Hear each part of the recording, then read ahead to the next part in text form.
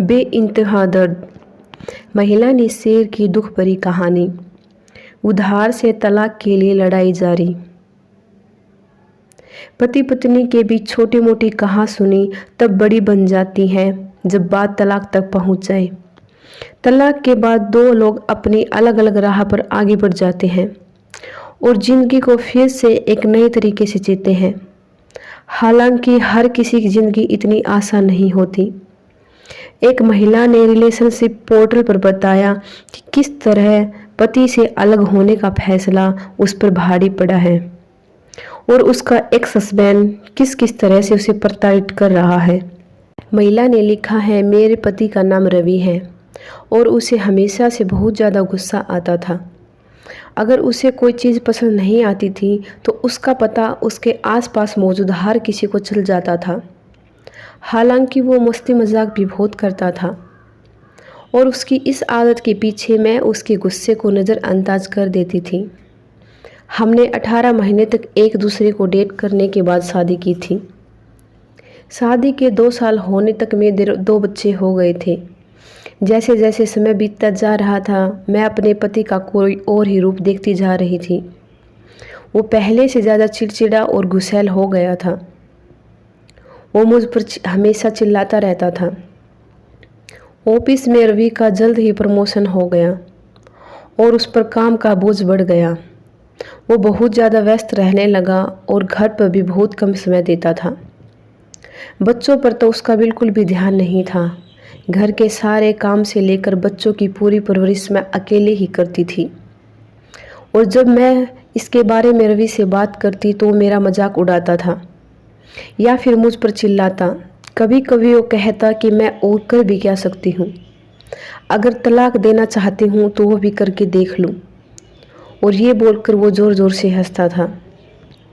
मेरे घर वाले और दोस्त रवि के बारे में अच्छे से जानते थे और मैंने भी अपने घर पर लोगों को बुलाना बंद कर दिया था क्योंकि रवि को ये पसंद नहीं था। एक दिन मेरे मना करने के बावजूद मेरे कुछ दोस्त मेरा हालचाल लेने मेरे घर आ गए। उस दिन रवि की ऑफिस में किसी से कहा सुनी हो गई थी और वो भी जल्दी आ गया। घर आते ही वो बच्चों और सब लोगों के सामने मुझ पर ज़ोर ज़ोर से चिल्लाने लगा।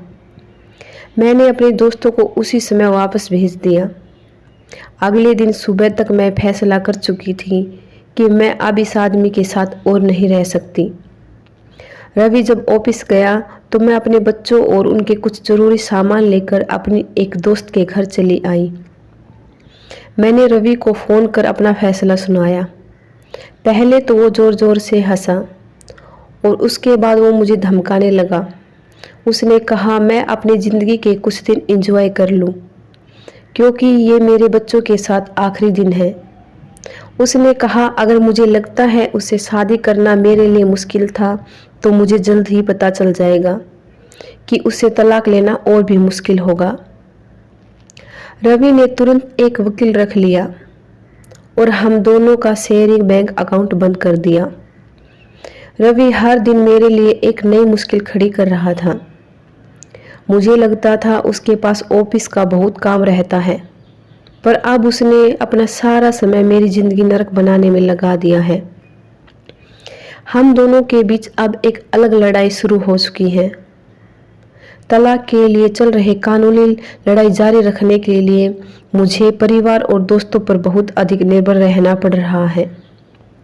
हाल में मैंने अपने पेरेंट्स से एक बहुत बड़ी रकम उधार ली ताकि मैं कानूनी बिल चुका सकूं। अब वो मेरे बच्चों को भी मुझसे दूर करने की कोशिशों में लगा है।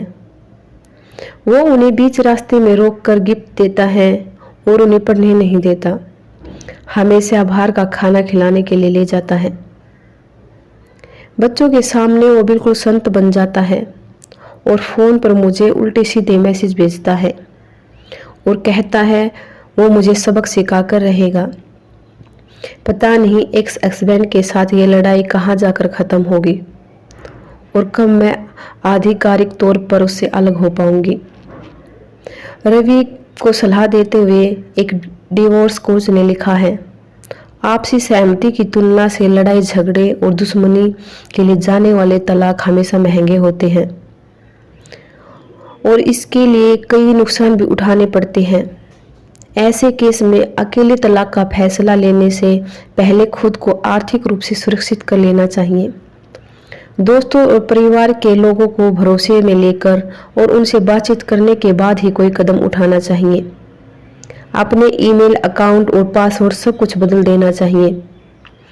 रिश्ते से बाहर निकलने के लिए पार्टनर के साथ बैठकर अच्छे से एक दूसरे से एक मुद्दे पर बातचीत करना ज़्यादा ज़रूरी सही रहता है।